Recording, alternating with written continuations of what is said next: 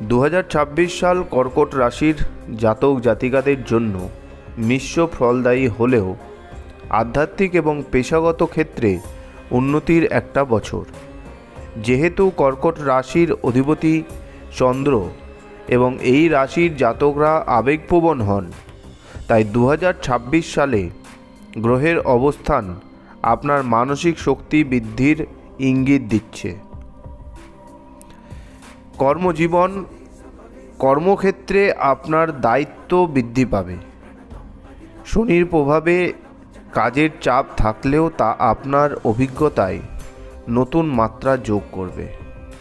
সাফল্য কেমন হবে? বছরের মাঝামাঝি সময়ে বৃহস্পতির প্রভাবে যারা চাকরি খুঁজছেন বা পরিবর্তনের কথা ভাবছেন তাদের জন্য ভালো সুযোগ আসবে। রাহু আপনার নবম ভাবে অবস্থান করায় হঠাৎ কোনো কাজ ছেড়ে দেবেন না। অকারণ ঝামেলা অশান্তির কারণে ধৈর্য রাখবেন, কারণ ধৈর্য ধরলে বছরের শেষের দিকে কিন্তু সময়টা ভালো আসবে কাজের জন্য। আর্থিক দিক থেকে 2026 সাল মোটামুটি স্থিতিশীল থাকবে, তবে সঞ্চয়ের চেয়ে বিনিয়োগের দিকে আপনার ঝোঁক বাড়বে। আপনি বিনিয়োগ করতে ইচ্ছা প্রকাশ করতে পারেন। পুরনো কোনো বীমা বা পৈতৃক সম্পত্তি বা প্রাপ্তি হঠাৎ করে আপনার আসতে পারে। আগস্ট থেকে অক্টোবরের মধ্যে বড় কোনো লেনদেন বা কাউকে ধার দেওয়ার ক্ষেত্রে সাবধান থাকবেন। দাম্পত্য জীবনে একে অপরের প্রতি ভালোবাসা বাড়বে। সঙ্গীর সাথে ধর্মীয় বা কোনো শান্ত স্থানে ভ্রমণের যোগ রয়েছে।